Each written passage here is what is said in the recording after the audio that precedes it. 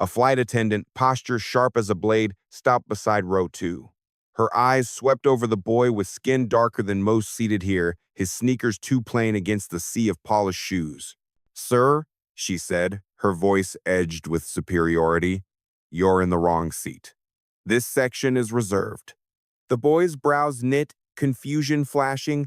"But my ticket," snatched from his hand before he could finish. She glanced at it, scoffed, and tossed it back onto his lap. "This is a mistake. Back to economy," whispers stirred. A woman skecked under her breath. Another passenger smirked. The boy clenched his jaw, humiliated, but stood slowly. What the attendant didn't see, what no one knew, was the truth. This boy wasn't just another passenger. He was the son of the airline's majority owner, and the arrogance around him was about to implode. Welcome to Respect Wind Stories, a place where powerful tales come alive, and every word carries meaning. No matter where you are watching from, New York, Texas, California, or anywhere across the United States, even from the other side of the world, I would love to know where you are joining from today. Share it in the comments below, and while you do, sit back, relax, and let your heart open to a story that will move your soul and spark your imagination. Every story here carries a message because in the end, respect always wins. Let us begin. His name was Jordan Heir, 17 years old, son of Elijah Heir, the self-made billionaire who had built Heir Aviation from a struggling charter service into one of the world's largest airlines. But Jordan didn't flaunt that legacy. He wore hoodies instead of tailored suits, sneakers instead of loafers, and carried himself like any other teenager. His father had always taught him, respect isn't bought, it's earned. This trip wasn't about luxury. Jordan was traveling alone for the first time to meet his father overseas, eager to prove his independence. He had boarded quietly, taken his assigned first-class seat, and opened a notebook filled with sketches of aircraft designs. Then came the insult. The attendant hadn't just dismissed his ticket, she dismissed him. And the sting of her arrogance wasn't new. Jordan had seen it before, in boardrooms where his father's skin color made executives underestimate him. But what she didn't know, Jordan had inherited more than wealth. He had inherited fire. The attendant didn't wait for Jordan to gather his dignity. She yanked his backpack from under the seat and shoved it into his chest. Conversations paused. Champagne flutes froze midair. Jordan's knuckles tightened, but his voice stayed level. "My boarding pass says 2 amperes. "It says what someone printed," she smirked. "You belong behind the curtain. Try row 32. You'll fit." A man across the aisle chuckled. Should have known. Heat rose in Jordan's cheeks, but he remembered his father's advice. Don't prove them right with anger. He drew a breath and stood. "Please scan it again." The scanner chirped green. For a heartbeat, her face faltered, then hardened. "System glitch. We'll correct it on the ground." Passengers watched like spectators. Jordan imagined swallowing the insult, trudging back. "Not today." "Is there a supervisor?" "I'm the lead, and I'm not debating a child." She motioned for backup. A junior attendant hesitated. "It's green," she whispered. "Back. Now." Jordan planted his feet. Calm, immovable. "I'll wait for the captain." The aisle buzzed. Someone muttered, "Entitlement generation." "You're delaying departure," the lead snapped. "I can have you removed." "Non-compliance means ignoring a lawful order," Jordan replied. "You're ordering me to abandon my assigned seat. That's not lawful." Her nostrils flared. "Where'd you learn legal terms?" "Dinner," Jordan said, "with my father."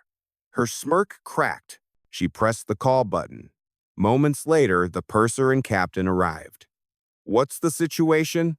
The lead spun a polished tale. Fraudulent upgrade, refusal to move. Jordan held out his pass. "Scan it," he said. "Green." The captain frowned. "Seat 2 amperes is assigned to Jordan Heir." A ripple moved through the cabin. The lead's voice dropped into poison. "Appearance doesn't match. We've had incidents." The words stung like acid. The captain sighed. "We'll resolve this discreetly. Mr. Hale, step into the galley." Jordan followed, the junior trailing guiltily. The curtain closed. "Show proof of payment," the lead demanded, "and call a guardian." "I'm 17, Jordan said. He laid down a heavy metal card. The captain stilled. "Whose is that?" "My father's. Elijah Hale." Shock rippled through the crew. The lead laughed thinly. "And I'm the Queen of Norway." Jordan didn't argue. He pulled out his phone, opened a chat labeled Dad Tay, and typed, "Lead trying to reassign 2 amperes. Need clarification." The reply was instant. "On call with ops. Stay put." "Recording?" Jordan pressed the microphone and said, steady as steel. "Recording." The captain's gaze sharpened. The lead paled. "Phones away," she ordered. "No," Jordan said. "We're going to do everything by the book. Your book." The galley was tight, filled with recycled air and tension. Jordan's phone recorded from the tray counter, its small red light pulsing like a warning beacon. The captain cleared his throat. "Mr. Hale, let's de-escalate. We'll reseat you temporarily and sort this once we're airborne." Jordan met his eyes without flinching. "Captain, with respect, reseating me means agreeing I don't belong. My father taught me, once you give ground to arrogance, it becomes the rule." The junior attendant looked down, ashamed. The lead bristled, lips curling. "You don't get to lecture, crew. We decide who belongs in this cabin. That's authority." Jordan's voice stayed calm, but his words carried a blade's edge. "Authority without fairness is just bullying." A murmur of passengers leaked through the curtain. They were listening. The lead leaned in, whispering venomously, "You're just a kid. Sit down in economy before you embarrass yourself." Jordan straightened. "The only embarrassment here is violating policy in front of witnesses. You scanned my ticket twice. I'm not moving." The captain pinched the bridge of his nose. "We can't delay departure." "Then resolve it properly." Jordan shot back. He slid his father's black titanium card across the counter again. "Scan the name, see who it belongs to." The captain hesitated, then pulled out his own device. His eyes scanned the screen, and something in his posture stiffened. His gaze flicked back to Jordan, more cautious now. The lead caught it instantly. "What does it say?" she demanded. The captain's voice was low. "It says the account belongs to Elijah Hale." The galley froze. The junior's eyes widened. The lead's smile faltered, then returned brittle. "Coincidence. That doesn't mean this boy is his son." Jordan didn't blink. "Call him." He slid his phone across the counter. "He's expecting you." The lead barked a laugh, sharp and desperate. "We don't take orders from passengers, especially spoiled kids, pretending to be important." The curtain rustled. Several passengers had slipped closer, pretending to wait for the restroom. Phones angled discreetly, recording. Jordan noticed. So did she. Her voice sharpened. "Stop recording. This is a security matter." But Jordan's voice carried louder than hers. "No, this is accountability. Security matters when people are unsafe. Right now, the only unsafe thing here is your pride." Gasps came from behind the curtain. Someone muttered, "He's right." Another voice, "That's the owner's name, Hale Aviation." The lead's confidence cracked. Her cheeks burned. She turned on the captain. "Are you going to let a teenager humiliate your crew?" The captain stared at Jordan, then at the red recording light. He understood perfectly well one wrong decision here. And this wasn't just a flight delay. It was a public relations disaster. His voice was heavy. "We'll verify his claim." Jordan leaned forward, his voice quiet but clear. "You don't need verification. You need courage to admit you were wrong." The lead's face twisted, but her authority was no longer absolute. Every second that passed, the control she wielded like a weapon was slipping from her hands. The captain, cornered, finally sighed. "Return to your seat, Mr. Hale. We'll continue this conversation after departure." Jordan nodded calmly. "Thank you, Captain." He picked up his phone, still recording, and stepped back into the cabin. The lead trailed after, seething. Every step of hers followed by whispers, lenses, and judgment. As Jordan sat back in 2 amperes, passengers leaned forward, murmuring encouragement. One man whispered, "Don't let her push you." A woman added, "We've got your back." The plane hadn't even left the gate, but the real turbulence had already begun, and Jordan knew the storm was far from over. Jordan settled back into 2 amperes, his ticket still in hand. The cabin felt like a stage now, every whisper a spotlight. Passengers weren't just curious, they were taking sides. And most weren't siding with the uniform. The lead attendant lingered near the galley, her lips pursed thin as paper. Her authority had been bruised, and bruised pride always struck back harder. She stepped forward again, her voice sugar-sweet but poisoned underneath.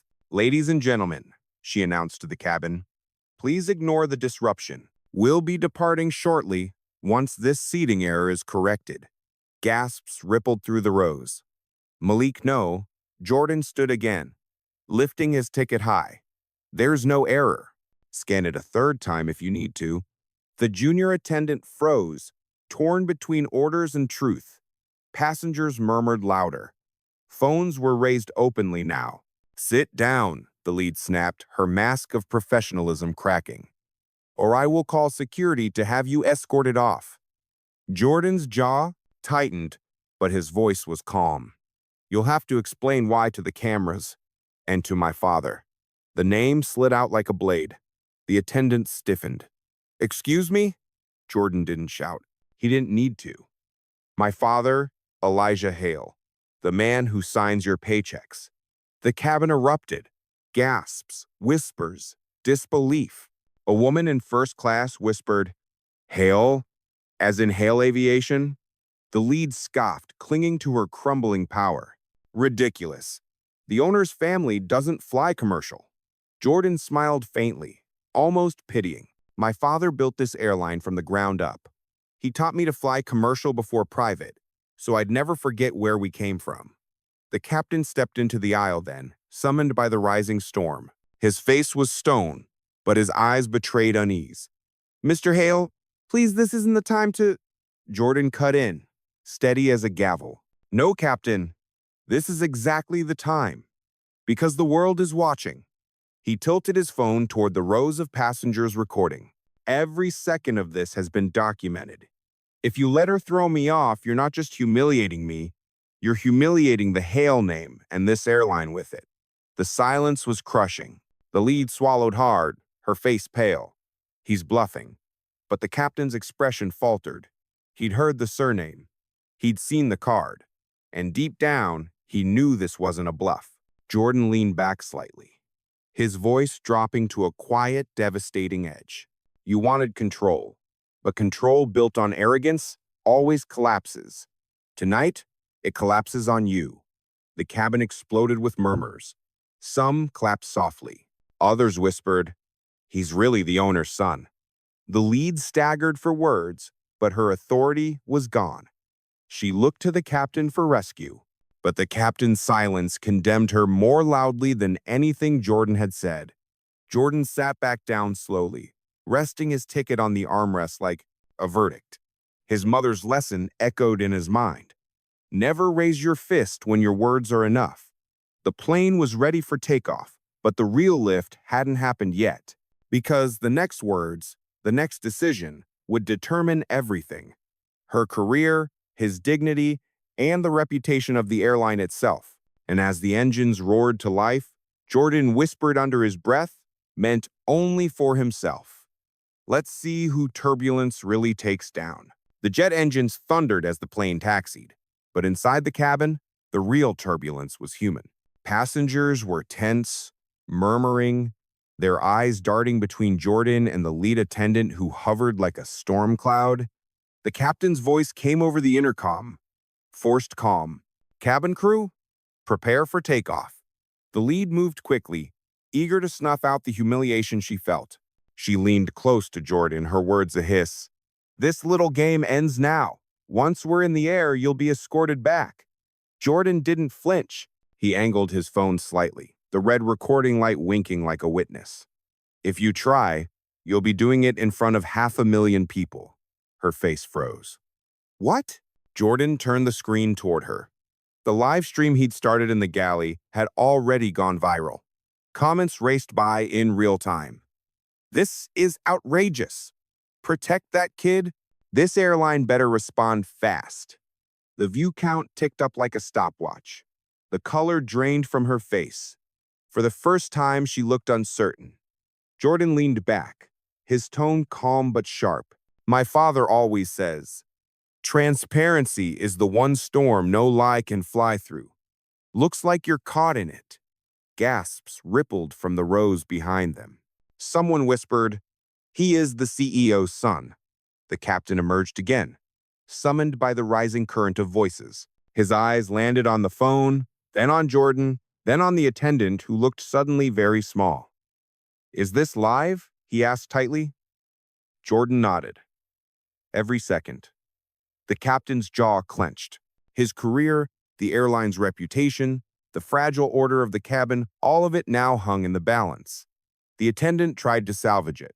He's bluffing. Kids fake streams all the time. But Jordan's response was surgical. He swiped the screen to reveal the notification at the top. Incoming call. Elijah Hale. The cabin collectively inhaled. The name glowed like a thunderclap. Jordan accepted the call and pressed speaker. His father's deep voice filled the cabin. Jordan? Status report. The attendant staggered back, her mouth parting. The captain's spine snapped straight. Passengers craned their necks, phones raised higher. Jordan's tone was steady, almost casual. Everything's fine, Dad. Just a small issue. A flight attendant tried to downgrade me.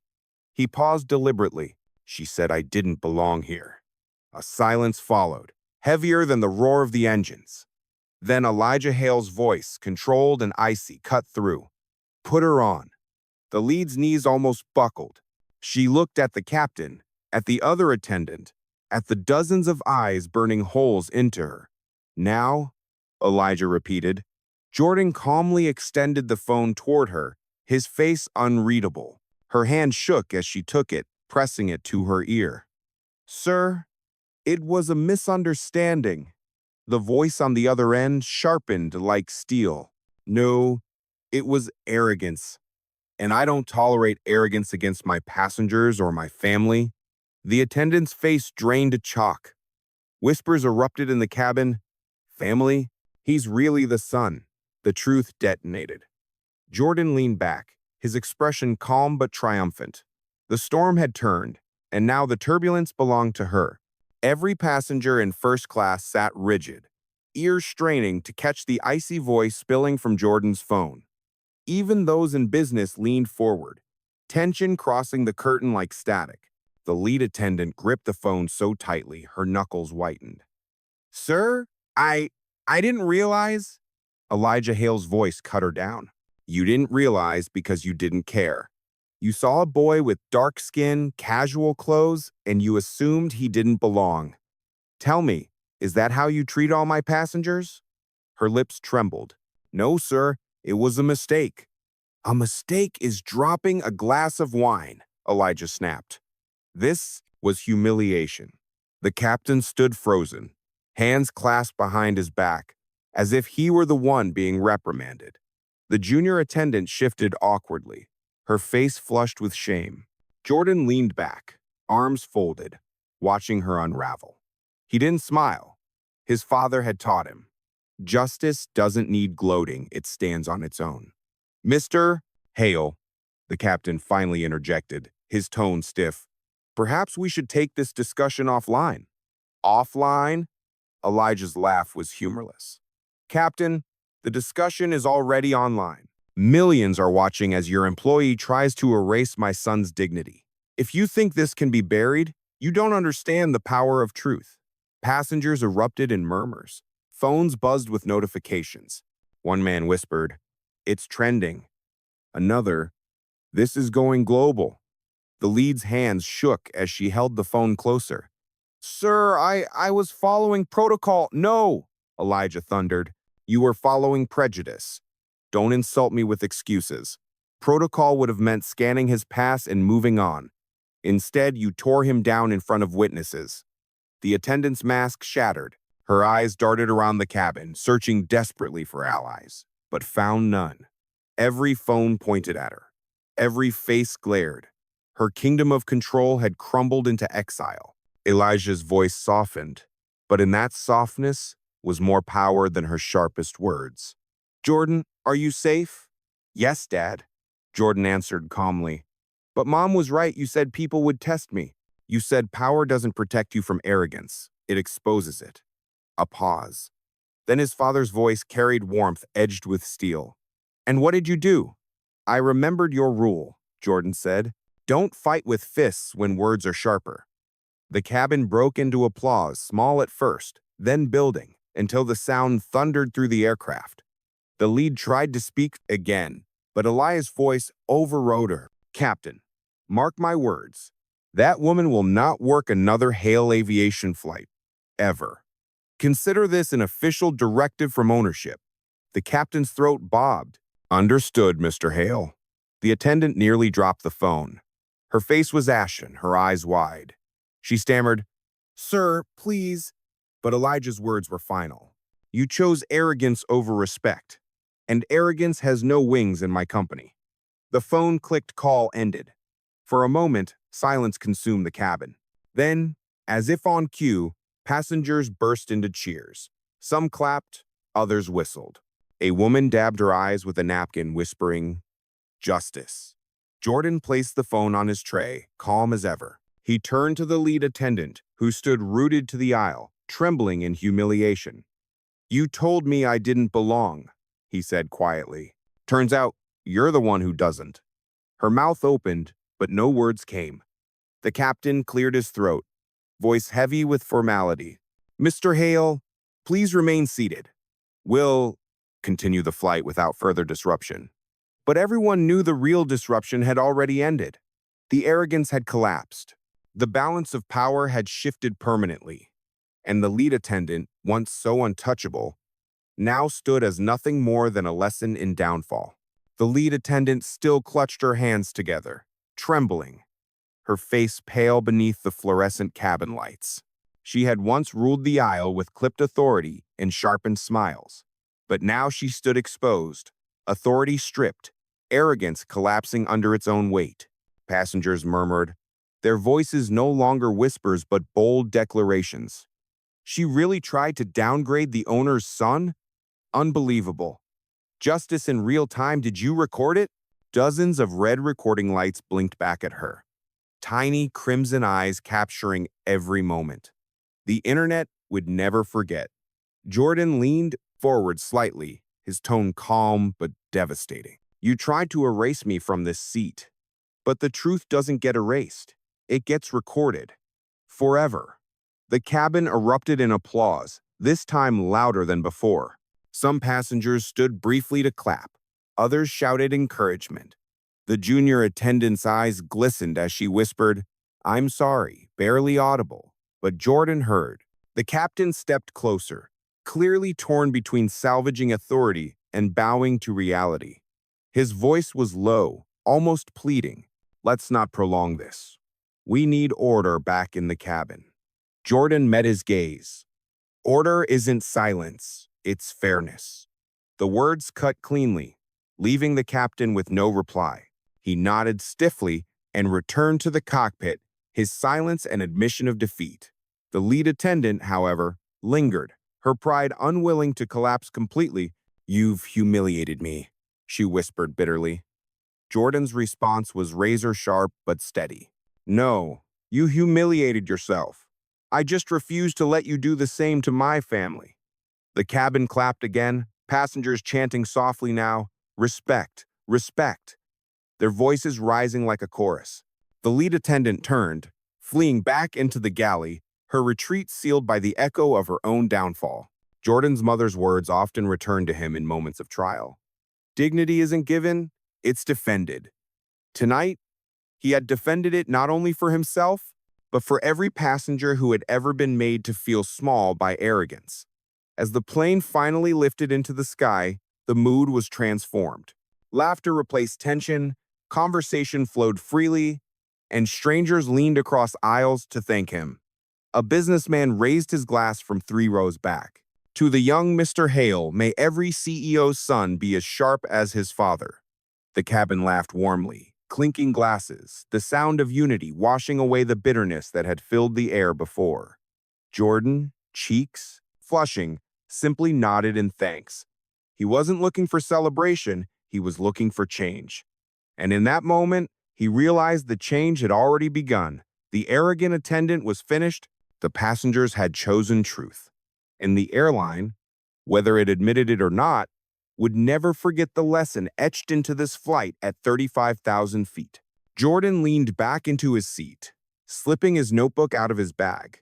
He flipped to a sketch of an aircraft design he'd been working on before the storm began. His pencil traced quiet lines as the cabin buzzed around him. Because battles pass, storms fade, but vision endures. And his vision was bigger than a single seat it was. About building a future where no one was told they didn't belong. The plane pierced the clouds, and with it, Jordan felt the story pierce into permanence.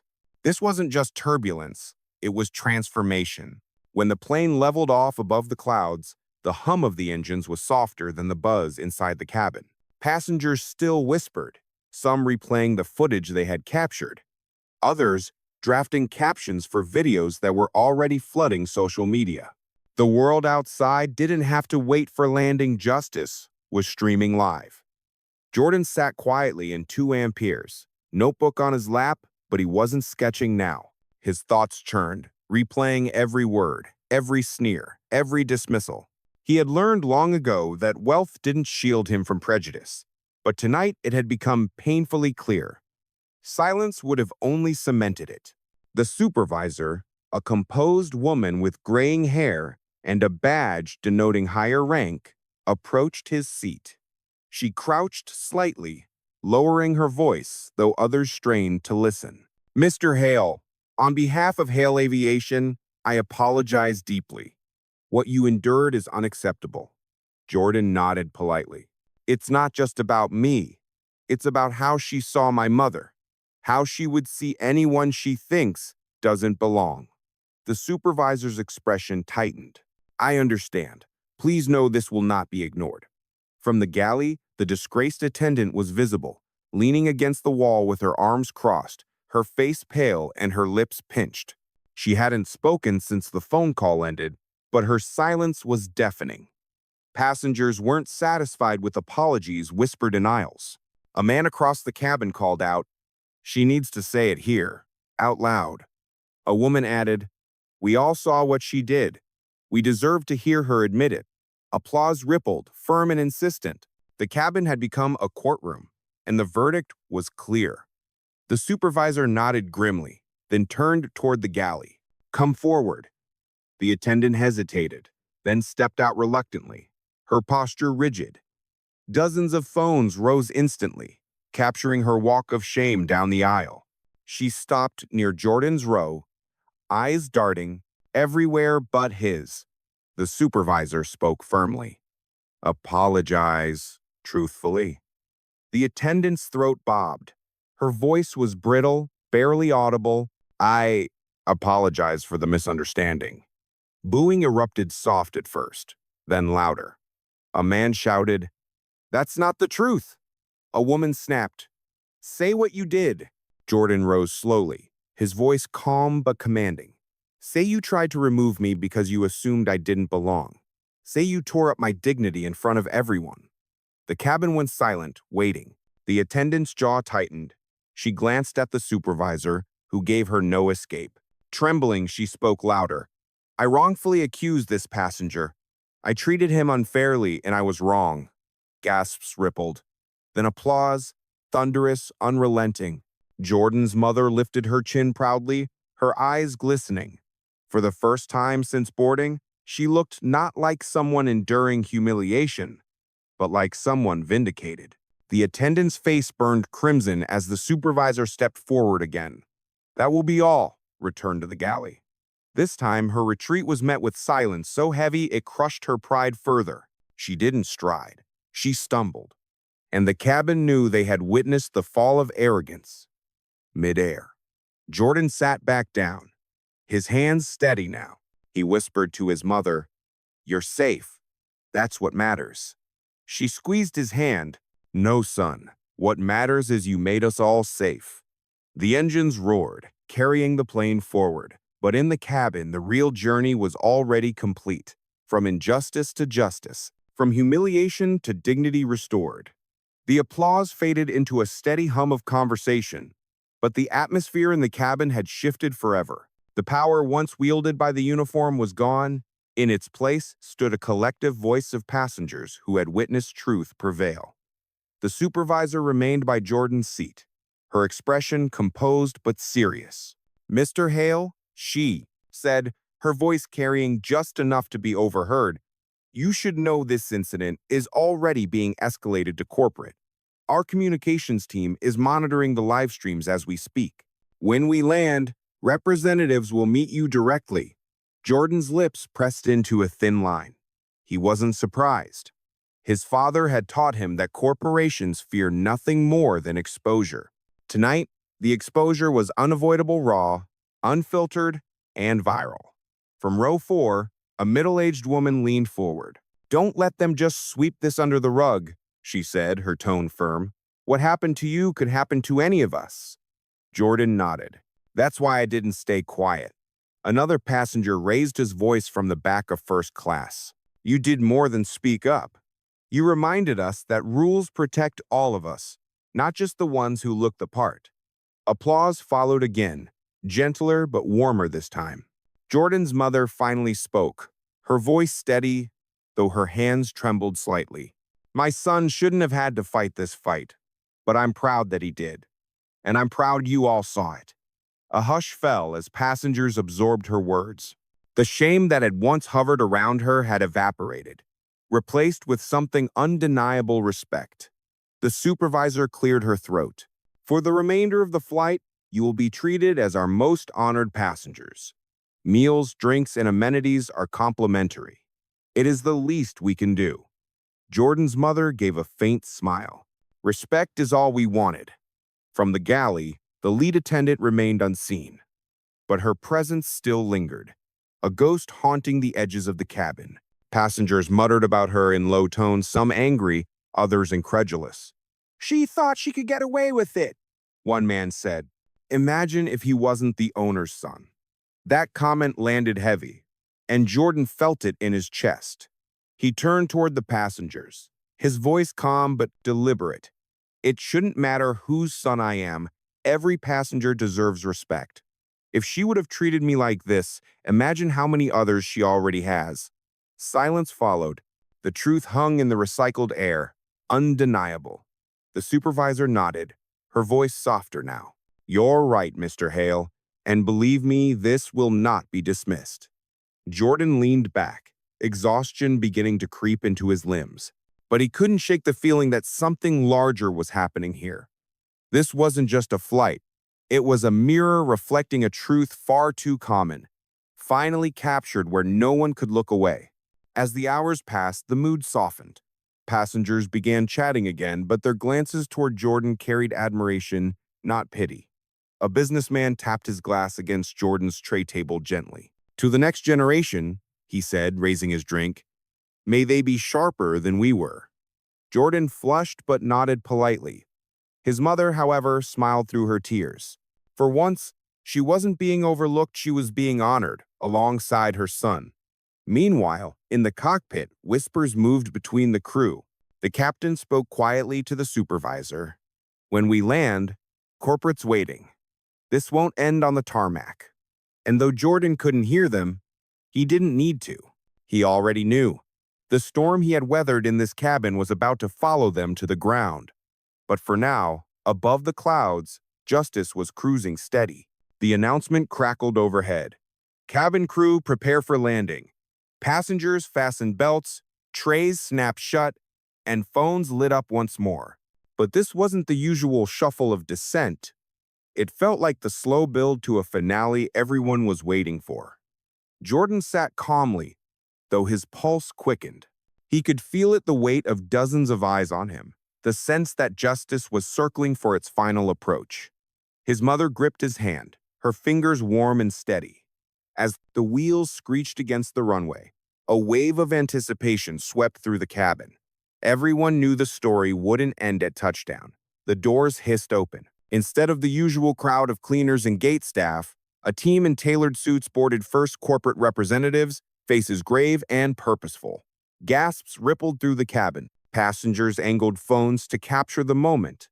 The supervisor stepped aside, bowing her head slightly. "This is Heir Aviation Corporate," she announced. "They're here to address what happened." The lead attendant emerged from the galley, her face drawn and pale. For the first time, she looked less like an authority and more like someone awaiting judgment. One of the suited representatives, a woman with a sharp jawline and clipped tone, spoke firmly. "Mr. Hale?" She addressed Jordan directly. "We are here on behalf of the board and your father. First, allow us to apologize deeply for what you endured." Jordan nodded politely, but his gaze stayed steady. "Apologies are words. I want actions." The rep inclined her head. "You will have them." She turned to the attendant, her voice ringing out for the entire cabin to hear. "Effective immediately, you are suspended from service pending formal termination review. Your conduct violated both corporate policy and the values of this airline." Gasps. Then applause. Passengers cheered openly, some even whistling, their voices filling the aircraft like a victory anthem. The attendant's lips parted in shock. You can't do this to me." The rep's reply was final. "You did this to yourself?" Security personnel, who had boarded quietly behind, stepped forward. The attendant's face flushed scarlet as she was escorted down the aisle, every phone capturing her walk of shame. Where once she had strutted with superiority, now she stumbled under the crushing weight of humiliation. Passengers clapped as she disappeared through the cabin doors. The rep turned back to Jordan and his mother. "You belong here, Mr. Hale. Not because of your last name, but because you bought the right to this seat like any other passenger. That will be our public statement." Jordan's mother's eyes brimmed with tears, but this time they were tears of relief. She whispered, "Thank you." Passengers leaned across aisles, some patting Jordan's shoulder, others clasping his mother's hand. A businessman muttered, "Your father raised you right." A college student whispered, "You gave us courage." As they disembarked, cameras flashed from beyond the gate. Reporters surged forward, questions flying. Jordan shielded his mother gently, speaking with the same calm precision he'd shown on the plane. "My mom didn't deserve humiliation. No passenger does. Rules exist to protect us, not to be twisted by arrogance. Tonight, we stood up for that." The crowd erupted with applause. The headlines were already writing themselves. And somewhere behind them, the disgraced attendant vanished into anonymity, her downfall sealed by her own arrogance, exposed in the brightest light possible. Justice had landed. The terminal buzzed with chaos as Jordan and his mother stepped into the arrivals hall.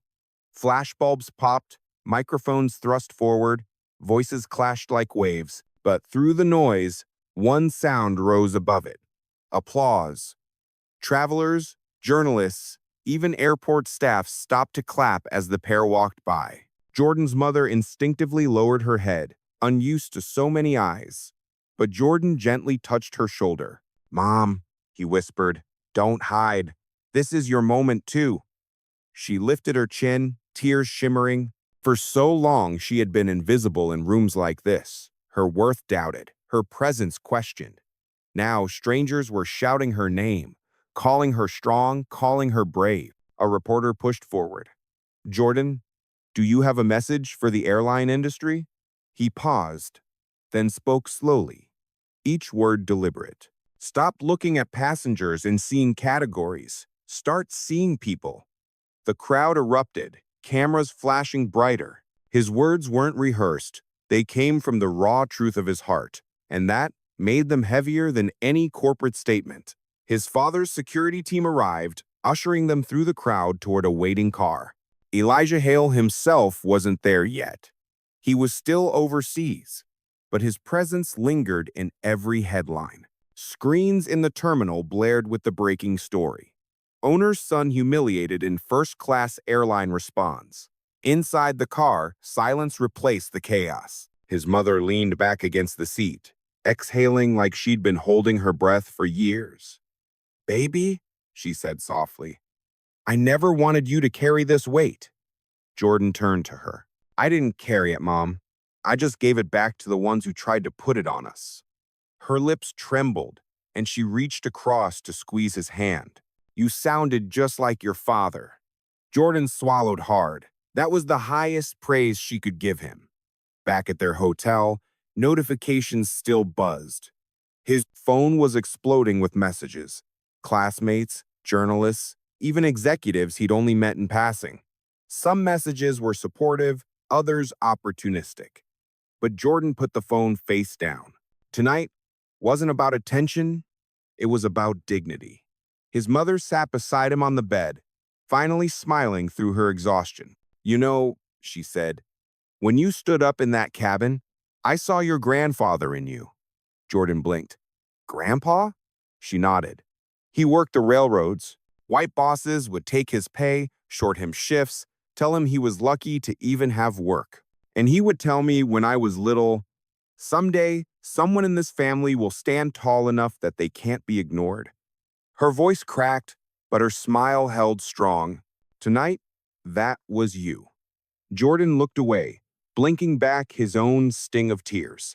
He thought of his father's empire, built from grit and defiance. He thought of his mother's sacrifices, her quiet strength, and he realized his voice was an extension of theirs. The night outside the hotel window was alive with city lights, but inside it was quiet enough for truth. Jordan whispered, almost to himself, "Maybe Grandpa was right." His mother leaned her head on his shoulder. He was. The world was watching, but for now, it was just them, mother and son, survivor and defender, dignity and strength wrapped together. And in that silence, Jordan felt it, not just the end of a battle, but the beginning of something greater. By morning, Jordan's name was everywhere. News anchors replayed clips of him quoting policy, headlines screamed across every major site, and hashtags trended worldwide. Number respect in Heir, number Jordan Hail, number dignity first. At breakfast, his mother's phone buzzed nonstop. Old friends, coworkers from the hospital, even distant relatives she hadn't spoken to in years, messaged her. "I saw what happened. You raised a strong son." She tried to deflect, muttering, "They're just exaggerating." But her hands trembled as she scrolled, overwhelmed. Jordan smiled quietly. "They're not exaggerating, Mom. They're finally seeing you the way I always have." She pressed a napkin to her eyes. "You don't know what it means to have people see us, Jordan. I spent my whole life trying to blend into the background, so I wouldn't cause trouble. And you refuse to stay quiet. That changes everything." Later that afternoon, Elijah Hale called. His deep voice came through the speaker, warm with pride. "Son, I've faced boardrooms filled with doubters, competitors who wanted me crushed, and investors who thought a black man couldn't run an airline. I fought them with patience and proof. But what you did, you fought arrogance with courage. I couldn't be prouder." Jordan swallowed hard. "I just didn't want Mom to feel small." "She was never small," Elijah said firmly, "but you reminded the world of that truth. That's leadership, Jordan. Not titles, not money, courage." His mother's hand tightened around his, tears streaking freely now. Word spread quickly inside the company, too. Employees wrote anonymous notes on forums, confessing moments they'd felt overlooked or dismissed. "If the CEO's son could be treated like that," one wrote, "what chance do the rest of us have? Thank you for standing up." Jordan read some of the posts, stunned. He hadn't meant to become a symbol, he'd just wanted to protect his mother. But maybe that was what made it powerful. When he stepped outside later, strangers recognized him. A woman in uniform stopped him at a crosswalk. "My daughter saw your video," she said, her eyes bright. "She told me, if he can speak up, so can I. She's 12. Thank you." Jordan blushed, unused to being thanked by adults, but he nodded softly. "Tell her she already has a voice. She just needs to use it."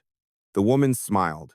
"She will." Back at the hotel that night, Jordan sat with his mother by the window, city lights flickering below. She was quiet, sipping tea, eyes far away. Finally, she spoke. Do you know why I always told you to study hard? To work harder than anyone else? Jordan nodded. So no one could take my place from me. Yes, she whispered. Because the world looks for excuses to move us aside. But last night, you showed me something I'd forgotten. Sometimes the world doesn't need us to prove we belong. Sometimes it needs us to remind it of its own rules. Jordan exhaled slowly, feeling the truth of her words settle in his bones. He wasn't just his father's heir or his mother's son, he was a bridge between their struggles and the future they had built. And though he hadn't asked for it, he realized something undeniable. His fight on that plane wasn't just theirs anymore. It belonged to everyone who had ever been told, "You don't belong." A week later, Jordan and his mother sat together in Elijah Hale's office, overlooking the city skyline.